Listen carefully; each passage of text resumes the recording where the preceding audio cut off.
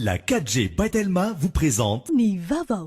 Labelcom, impression. Labelcom, la référence en impression numérique. Maluchano ni Vaovao. Labelcom, la référence en impression numérique. Arofnat, miaraka amin'ny boky magique an'ny Blue Line TV. Maluchano ni Fampalalam-Baovao. Safidy tsara indrindra.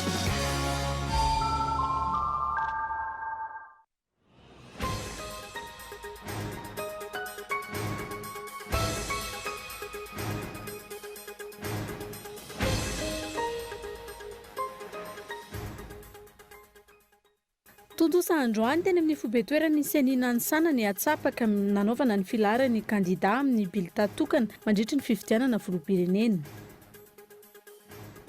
Mampiavaka izao fitondrana izao ny fahalovana raha maro tsy mazava, tsy fanarahan-dalàna, kolikoly avolenta, fivarotana tanindrazana, fitantanan-draram-panjakana, ananan-kavana, ny antsiprian'izay arahinao anatin'ny mahatonga-dahatsoratra.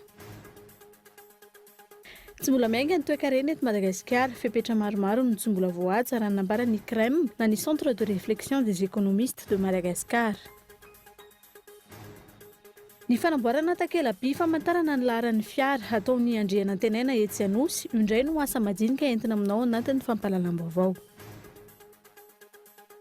Enina amin'ireo taratasy filatsahako fijiana ho filoham-pirenena miisa 520 ao Congo kosa no nitsipahany vao miera maleo tena misahana ny fifidianana ny toerany. Isan'izay ny filatsahako fijiany Jean-Pierre Pemba avy amin'ny fanoherana. Ny antsiprian'ireo arahinao afaka fotoana vohy.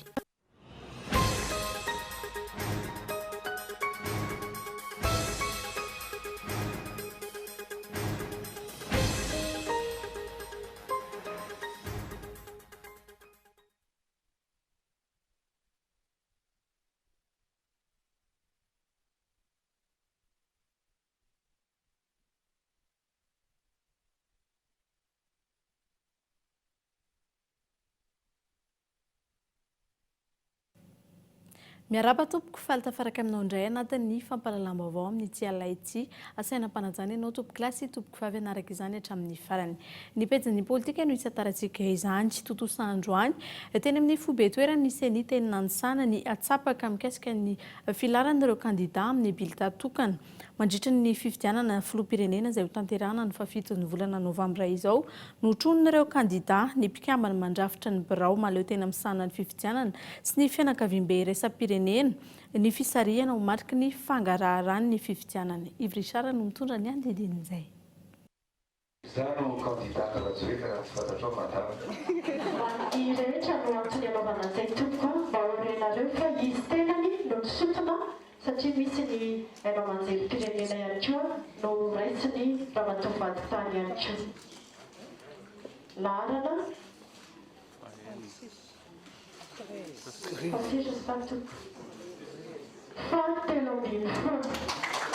Totosa androany teny amin'ny fobetoerany senina ny vao miera-pirenena mahaleo tena misahana ny fividianana teny nanisana ny atsapaka momba ny filaharany kandida amin'ny bilita tokana sy ny fampahafantarana samihafa mandritry ny fividianana filoham-pirenena fiodinana voalohany. Raha ny vokatry ny antsapaka manokatra ny laharana voalohany ny kandida Rasolofonjao Aingo Andriakajamalala avy amin'ny antoko avitra ho an'ny firenena. Eo amin'ny laharana faharoa Rakotofiringa Richard Razafy avy amin'ny antoko Solidarité des jeunes intellectuels pour l'avenir de Madagascar. Eo amin'ny laharana fahatelo Randriamanantsoa Tabera avy amin'ny antoko Kitana. Eo amin'ny laharana fahaefatra Rasolofondrao Solo Zafy Mahaleo Didama Mahaleo avy amin'ny antoko Mananjary Vahoaka. Eo amin'ny laharana fahadimy Jules Etienne Roland avy amin'ny antoko Madagasikara fivoarana na ny Mafi. Eo amin'ny laharana fahaenina Ratsietsan Jean-Jacques Djedidia avy amin'ny antoko Fahefa-mividy no ilain'ny Madagasikara na ny FMI MA.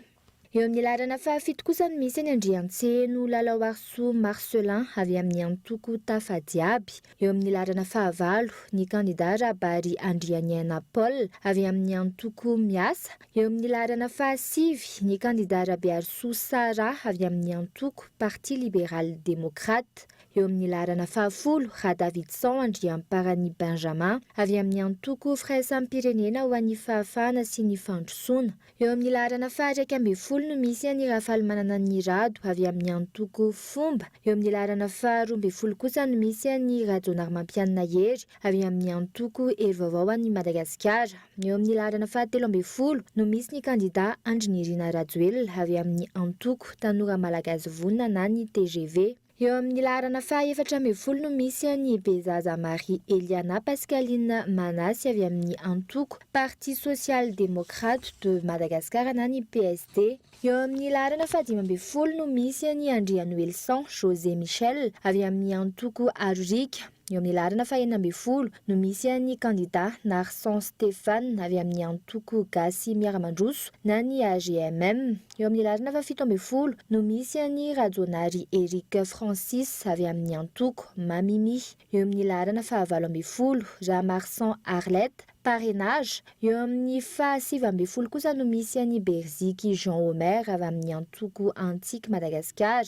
Eo amin'ny larana faha-roapolo Randriamampianina Joseph Martin avy amin'ny antoko Refondation Totale de Madagascar na ny RTM. Eo amin'ny larana faha-raika amby roapolo kosa no misy an'i kandida Ratsiraka Didier Ignace avy amin'ny antoko Arema. Eo amin'ny larana faha-roa amby roapolo no misy an'i Mahafaly Solonandrasana Olivier parrainage. Eo amin'ny larana faha-telo amby roapolo no misy an'i Radilfe Mam Richard avy amin'ny antoko Roso ho an'ny Démocratie Sociale na ny RDS.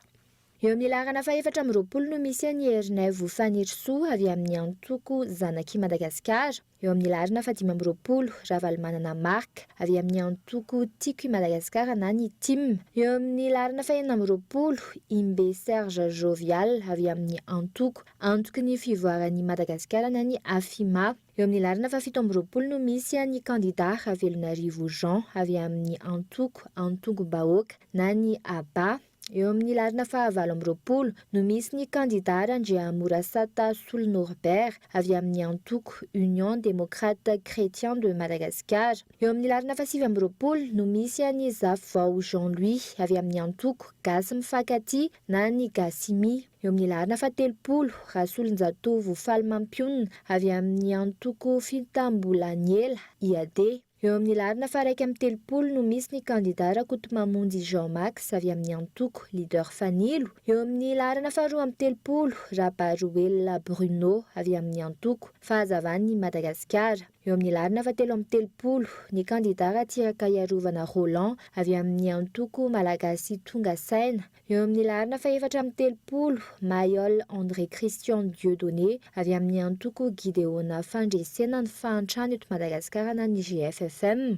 Eo amin'ny larana faha-dimy amby telopolo Robe Mananarivo Manantsoa Orlando avy amin'ny antoko Madagasikara Vina sy fanantenana ny MVF. Ary eo amin'ny larana faha-enina amby telopolo no misy ny kandida Rasolo Voangy Roseline Emma avy amin'ny antoko Ezaka Mampandroso Antsika. Namafisy ny filohan'ny senina ny voamieramalo tena misana ny fividianana androany fa vonina iantoka hatramin'ny 100% ny fangaraharan'ny fividianana ny seni. Mety misy imperfection ao anatin'ny fividianana fa seni kosa dia miantoka 100%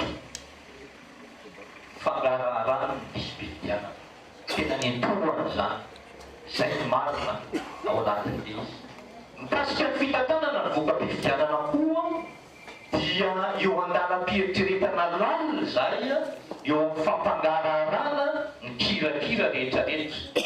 Tsy maintsy hisy fiaraha-miasa ngeza be amin'ny fiarahamonim-pirenena, amin'ny fanaraha-maso, mitranga zavatra rehetra izay hitranga eny fotony. Ity filaharany ity araka izany no hamaritra ny filaharan'ny kandida enina amby telopolo amin'ny bilita tokana sy ny fampahafantarana samihafa mandritra ny fividianana filoham-pirenena fiodinana voalohany izay totosaina ny 7 novambra ho avy izao. Ho ampiasaina amin'ny fiodinana faharoa ihany koa ny filaharana raha ny fanazavana hatrany. Izay makasika an'iny fa mampiavaka ny fitondrana misy amin'izao fotoan'izao ny fahalovana be loatra, ny tsy fanjariana ary ireo raharaha maro tsy mazava, tsy fanarahan-dalàna, kolikoly avolenta, fivarotan-tanindrazana, ny fitantanan-draram-panjakana ananan-kavana. Andeha ho tsy aivy ny Andry Rarson anatin'ity matoan-dahatsoratra ity ary fa tsy moramora vao tonga amin'izao fiatrehana ny fotoam-pifidianana izao. Andrarison. Fototra lehibe amin'izao fiatriana fifidianana filoham-pirenena mialoha amin'ny fotoana izao ny nahaleo topoka amin'ny vahoaka amin'izao fitondrana SVM izao. Efa nisy ny antoko politika nangataka fifidianana mialoha amin'ny fotoana hatramin'ny taona 2014 saingy izao vao tanteraka izany. Ka aoka tsy atao vitavita ho azy sy sanatria ho zary adinoina ireo fanapotehana firenena nataon'ny SVM amin'izao fiatriana fifidianana izao. Mby aiza amin'izao fotoana izao ny raharantsakabary, ny raharaha izay mamonjy Claudine, ny raharaha Rinandriamandavy fahafito izay nitorabatin'ny foibeteur amin'ny Bianco teny Vaovao, ny fifarotana tanindrazana nofinosina ZDOS, ny raharaha Somamanina, ny raharaha Kolikoly tsy aro voatanisa etona. Fa iray amin'ireny ny Kolikoly avolenta tao amin'ny anteny meram-pirenena no vakian'ireo solombavamboaka misy 370 batsilana tamin'ny fampandaniana amboletra ny lalàna Fezoro mifeny fifidianana. Amin'izao fotoana izao vao miezaka mitety zao lavalinosi izao, miezaka manamary tena sy manadio tena mandritra ny fitokanana zavabita sy fanombohana fotodrafitrasa na tsy ny tena aza ny tomponantoka tamin'izany. Tsy misy mavity izay vita nono hatramin'izao. Ekena tokoa izany raha tamin'ireo fanitsahan-dalàna sy famotehana amin'ny firenena faran'izay aingana natao jeritodika. Midradradratra fitoniana nefa fiantsina ny betsaka mandritra ny lahateny sy fandraisam-pitenenana. Dia ao mbola hototeny amin'izao ataony sy lazain'izao ve ny olona toy izany? Efa hita amin'ny vita ka natoinona ny fanamarina tena. Inona fa tsy mora anadino ny voaka malagasy mahita sy mianisan'andro vakizao ny famoteham-pirenena ataon'ny SVM. Ny fanenenana azy no mitsakitsako any anatin'ny tsiraray manoloana ny zava-misy ainany ankehitriny.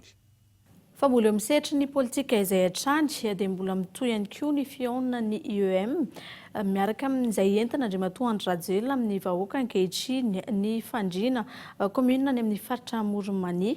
Indray no nitsidihany androany nanazavany bebe kokoa ny mikasika ny IEM sy ny fanomezan-tokony ny vahoaka amin'ny tsy maintsy ampandrosoana ny Madagasikara. Henri Florian.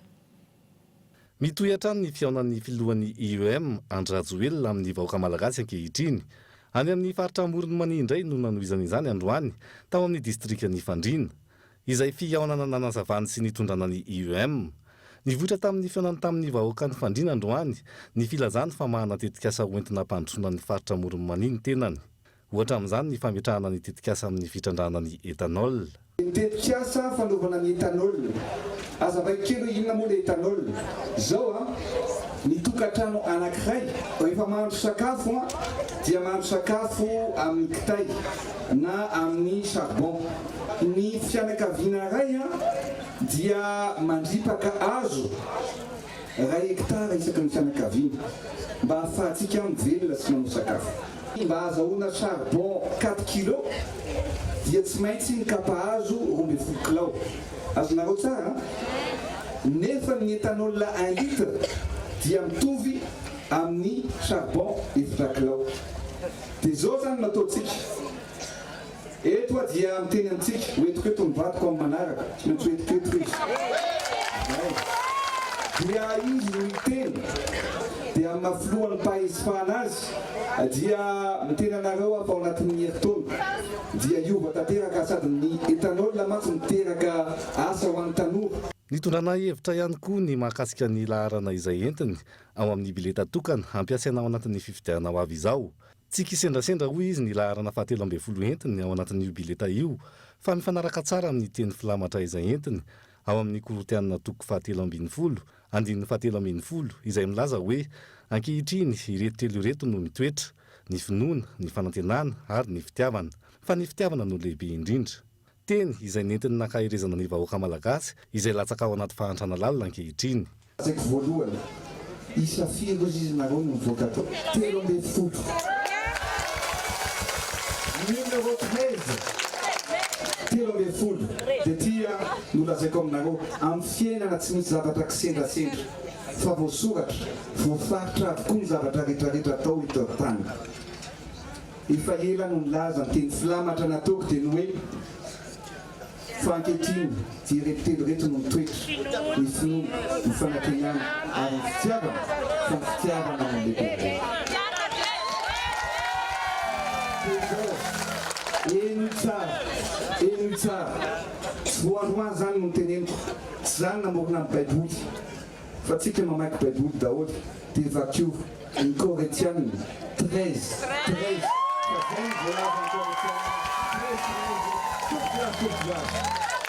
Nampanantenana ihany koa fa hojereny ny maharary ny vahoaka ankehitriny, anisan'izany ny tsy fandriam-pahalemana sy ny tsy fisian'asa ho an'ny tanora. Vonina ny anarana ny Madagasikara ao anatin'ny fotoana fohy ny tenany ary vonina ny fanaovely rano ho an'ny vahoaka malagasy ihany koa.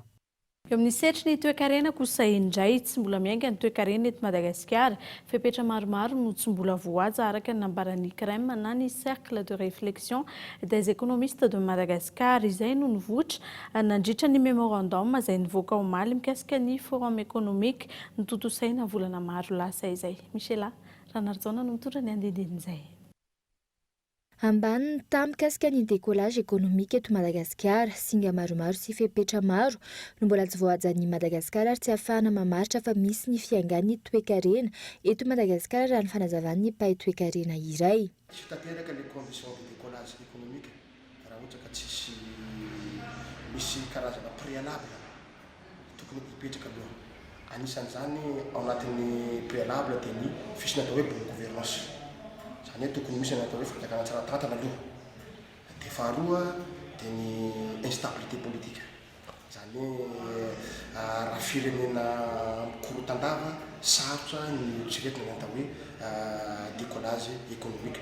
Dia fahatelo farany dia ny firenena tandalanga ny fisina atao hoe état de droit.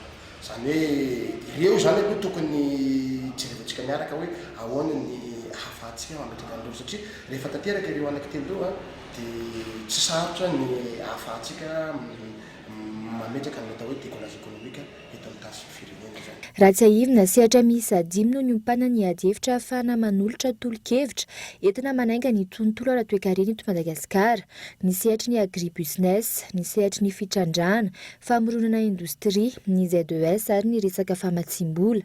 Saika ratsy avokoa ny tazo tamin'ireo sehatra ireo raha ny fanazavana. Totonisy rehetrarehetra dia manenjantsika tsy afaka teny fotsiny afatsy ny croissance-tsika ohatra. Croissance-tsika amin'izao fotoana izao eritreretina hoe hiakatra eo amin'ny 5% en moyenne dia midika izany fa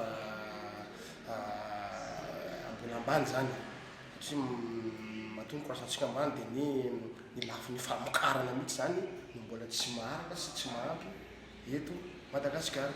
Dia mijery koa tsika ny taux d'inflation dia tsika mbola ambony be ny taux d'inflation eto amintsika. Dia mijery koa tsika ny eo amin'ny taux de pression fiscale dia mbola ambany ny taux de pression fiscale eto Madagasikara. Midika zany raha ireo zavatra rehetrarehetra ireo zany no hijerevantsika dia mbola ambany ny tosika hahafahantsika manao izay décollage économique zany. Any Antotanisa ray sy efajato faingo $630 isan'ny taona ny ari-karena vaobe isan'olona, ny taona 2024 tafiakatra 8 faingo 300, ny tany fiakaran'ny vidim-piainana ny taona 1724, 3 faingo 400 ny tany tsy fananan'asa na ny taux de chômage déguisé, ny taona 2024 ary manodidina ny 700 faingo 1.70 tapitrisa $, ny efa tsy antoka amin'ny mizanam-barotra ny taona 2024. Nivoaka omaly ny mémorandum mikasika ny forum économique notontosain'ny CREM na ahafahana namaritra ireo singa tokony asiana fanavaozana entina mahatratra izay fiaingan'ny toe-karena izay na ny décollage économique. Iato vetivety eto anatin'ireto dokavaritra reto isika mialoha ny anarana ny toy ny fampalalam-baovao indray izay iompana eo amin'ny sehatry ny sosialy. Rehefa avy eo ary.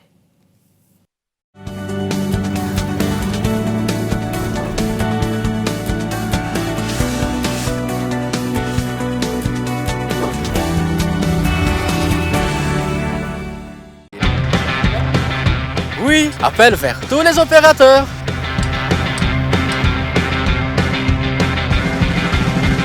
Oui, appel à l'international inclus. Oui, mes SMS, je ne les compte plus.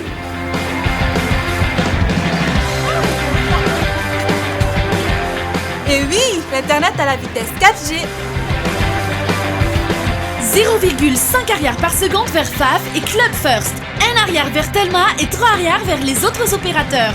Vous aussi, soyez First. À partir de 10 000 arrières, First Premium. Et découvrez toute la gamme First sur www.telma.mg ou rendez-vous en Telma Shop. Telma, safid que numéro 1 Malagasy.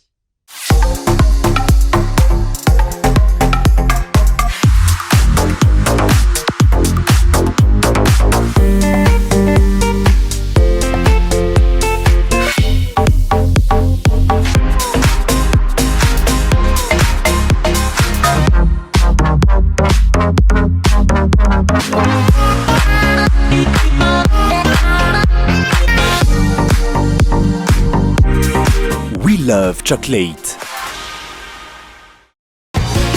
Arofnat, miaraka amin'ny boky magique an'ny Blue Line TV, ny foot, film, série, dessin animé, ny vaovao maneran-tany, télé-réalité.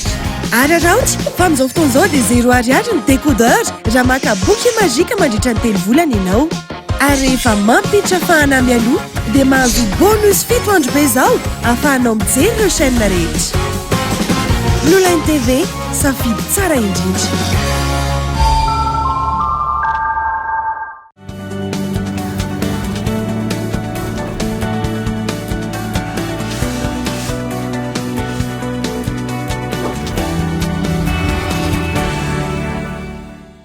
Tafaverina eto amin'ny fampalalam-baovao indray isika. Tsy antery ny fampiarana ny RSE na ny atao hoe responsabilité sociétale des entreprises eo anivon'ny orinasa iray mitondra tombony ho an'ny rotonta dia ny mpiasa sy ny mpampiasa kosa nefa ny fampiarana izany raha ny fanadihadiana natao. Michel Ranardzon.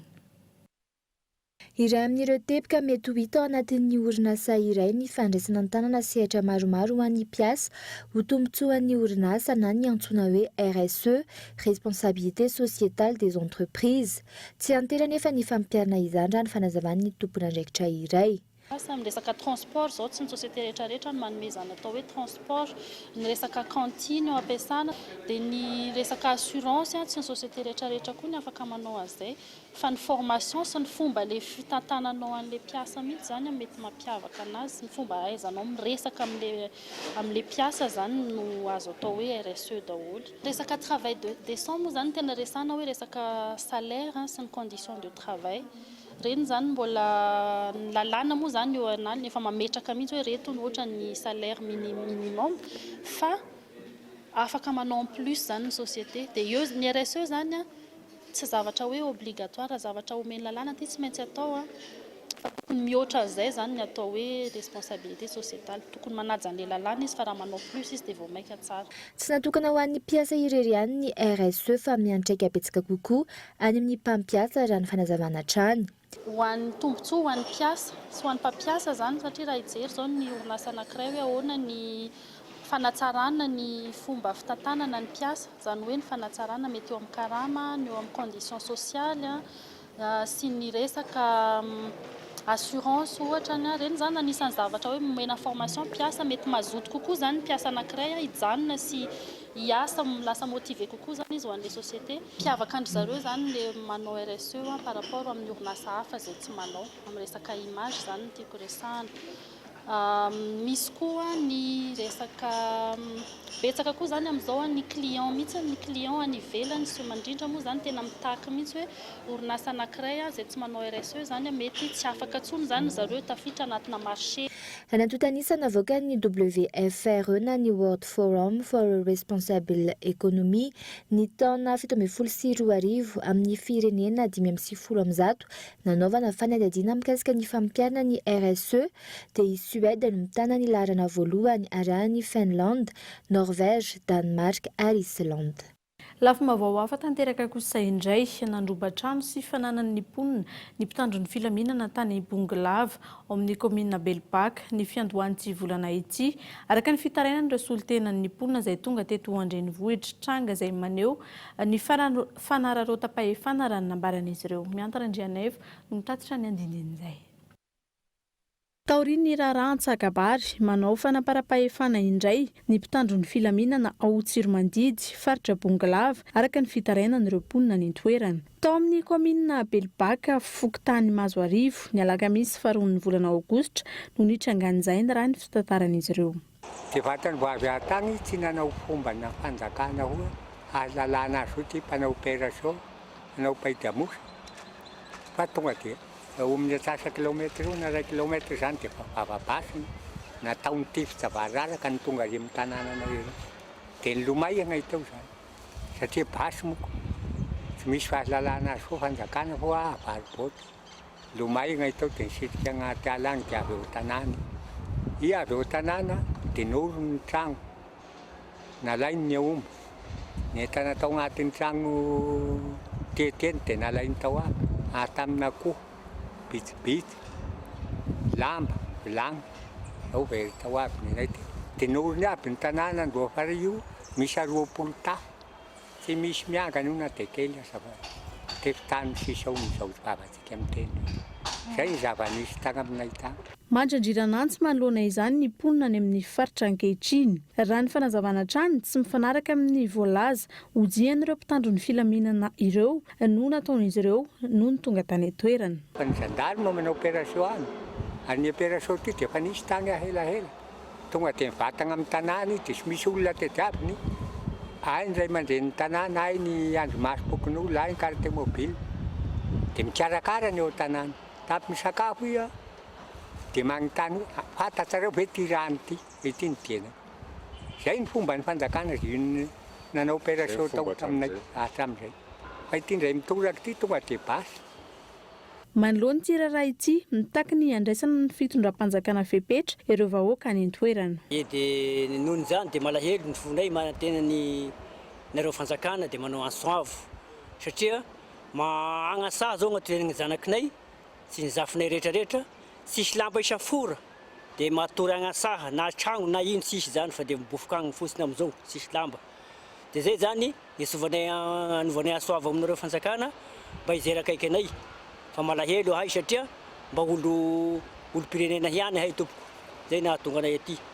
Tsy nahazo fanampanazavana teo anivon'ny zandarmaria-pirenena hatreto ny mpanao gazety endrasana manoloan'io ny fandraisana andraikitra ho raisin'ny tompona andraiki-mpanjakana.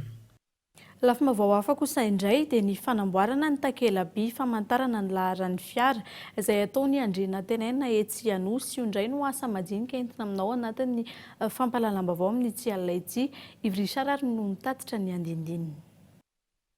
Efa 15 taona zao no nilomany tamin'ny fanamboarana takela-by ho an'ny fiarakodia i Andriana Tenenina Intso araka ny fanazavana asa mahavelona ary mampidi-bola ny fanamboarana takela-by hatreto. Mandidina ny 7 hatramin'ny 10 isan'andro ny fiara tonga eto aminy izay amboariny manomboka amin'ny 5,400 alina mihoatra. Vita eto avokoa na ny takela-by miloko mainty, ny maitso sy ny miloko mena ho an'ny fiara-panjakana. Mahatra 2 andro eo ny fanamboarana ny takela-by iray ary maro ny dingana rany mialoha ny fanamboarana izany. Dia anarahana ny fanamboarana anazy zany dia raisinay aloha ny laharan'ilay fiara anaovana anazy zany dia aveo angatahana ihany koa ny carte grise an'ilay olona zany anaovana anazy dia ny faharetany miankina amin'ny qualitéany raha ohatra hoe plaque rouge izy na plaque noire amin'ilay aluminium dia ray andro ihany vita dia raha plaque plexi izy somary misy fanamboarana kely zany fanavozana kely na fanatsarana majinika zany dia eo amin'ny ray andro eo ny ahavitana anazy. Raha ohatra hoe ilay plaque aluminium zany izy eto amin'ny atelier anay zany zao dia manodididina ny 125 eo manao anazy 5,400 alina ariary dia raha ohatra hoe misy le manao an'ilay sasany le mivotra be reny na misy décoration tiale olona apetraka zany ao anatin'ilay izy ohatra hoe marque le fiara dia manodididina ny eo amin'ny 250 eo na 50,000 ariary zany anaovana anazy. Isan'ny olana sedrainy Intso amin'ny fanamboarana takela-by amin'izao fotoana ny tsy fampihan'ny akora fototra toy ny aluminium sy ny maro hafa. Io ihany koa tsy fahatongavan'ireo mpanjifa aorian'ny fahavitany asa raha ny fanazavana. Ny olana amin'ny fanamboarana plaque zany dia eo le olona tsy maka anazy foana ohatra hoe misy zavatra manahira aminazy kely any ambadika any dia lasa ela ny faharetan'ny livraison zany dia eo ihany koa le fahadisoan'le numéro an'ilay fiara zany laharan'ny fiara zay tena olana matetika aloha mitranga eto. Raha eo anatin'ny 2 volana zany akavitsiana eo amin'ny 3 hatramin'ny 5 eo ihany zany ny olona tsy tonga maka commande. Eo zany no tena hoe masarotra ny asa ity. Masarotra ny izy ity zany dia eo amin'ilay resaka matière première na le akora fototra zany. Sarotsarotra no ahitana an'ilay izy eto amintsika zany.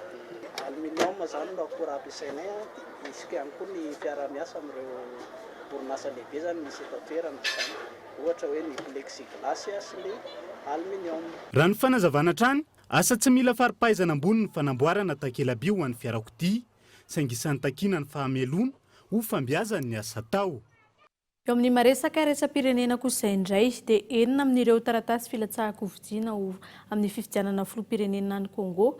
Amin'ireo miisa 520 no notsipahany vao miara-maleo tena misahana ny fifidianana any an-toerana isan'izany ny filatsahako-vidiana Andriamatoa Jean-Pierre Bemba izay avy amin'ny antoko fanoherana. Fiantsiana kosa no andraisan'ny fanoherana izay fitsipahana ny tsy fanekena ny filatsahako-vidiana izay. France 24. Mianjandroany tady eo amin'ny fanoherana sy ny fitondrana ao Congo, nolaviny vao miara-maleo tena misahana ny fifidianana ao Kinshasa, ny filatsahako-vidiana Andriamatoa Jean-Pierre Bemba avy amin'ny fanoherana amin'ny fifidianana filoham-pirenena tontosaina ny volana Desambra izao. Kandidady mihafa ihany koa no nolaviny seni any an-toerana ny filatsahako-vidiana, Praiminisitra teo aloha ny telo amin'ireo. Mpifaninana mitovy-lanja amin'ny filoha Congolais Kabila i Jean-Pierre Bemba. Antony ny fitsipahana ny filatsahako-vidiana raha ny fanazavana, ny fiampangana azy teo anivon'ny Cour pénale internationale. Manana 27 ora ireo kandida ireo, ampiakarana ny raharara toa ka misy ny tsy fahavampo. Fanaparam-pahefana ataon'ny fitondrana Kabila no antsika ny fanoherana ny tsy toetra raha ity any an-toerana. Tsy azo ekena hoy izy ireo ny fanaovana tsindry sy ny fampiasana ny rafim-panjakana ho amin'ny tombontsoa politika ny mpitondra. Folo taona raha tsy ahivina no ny tanana amponja tany lahe Jean-Pierre Bemba no ny ady sy ny herisetra amin'ny maha-olona. Nisy ny fanafahana azy taorian'ny fampiakarana ny raharaha. Ny 2 Aogositra lasa teo, vahoaka maro no nitsena azy tao Kinshasa ary nanaovany ny fanambarana fa hirotsaka ho fidiana filoham-pirenena ny tenany amin'ny fifidianana amin'ny 17 ny volana Desambra izao. Mialohan'ny sarana amin'izao alina izao klasy tompoko vavy andeha ho ampatsiahivina aminao ireo ampaham-baovao nisongadina tamin'ny tsy androany tsy totosa androany teny amin'ny fobe toerany seni nansana ny antsapaka momba ny filaran'ny kandida amin'ny bilita tokana mandritra ny fifidianana filoham-pirenena ny volana Novambra izao. Misetra ny toe-karena ihany koa dia mbola tsy miainga aloha ny toe-karena eto Madagasikara, fepetra maro ny tsy mbola voahaja raha nambaran'ny CREM na ny Centre de réflexion des économistes de Madagascar. Farany nentina taminao teo ihany koa ny asa madinika ny fanamboarana ny takela-by famantarana ny laharan'ny fiara izay atelier iray tetsy Anosy moa no nentina tao anatin'izany. Mifarany etsy ihany koa klasy tompoko avy ny fanarahanao ny fampahalalam-baovao tamin'ny tsy alina ity ankasitrahana ny nanarahanao izany hatramin'ny farany araka ny famantarana efa hita mandeha eto amin'ny Kolo TV ihany koa dia aorianan'izao fampahalalam-baovao izao ho aroso ny série Ne me quitte pas. Aorian'izay ihany koa amin'ny Sivural no anarahanao ny fandaharana manokana iarahana amin'Andriamatoa Jean-Maire Perzika izay kandida ho filoham-pirenena amin'ny fifidianana amin'ny fafitony volana Novambra izao. Aorian'izay fandaharana manokana izay kosa no anarahanao ny fampahalalam-baovao amin'ny teny frantsay. Izay ihany koa no ametrahana indray ny veloma finaritra ho amin'ny rahampitso indray. Veloma tompoko.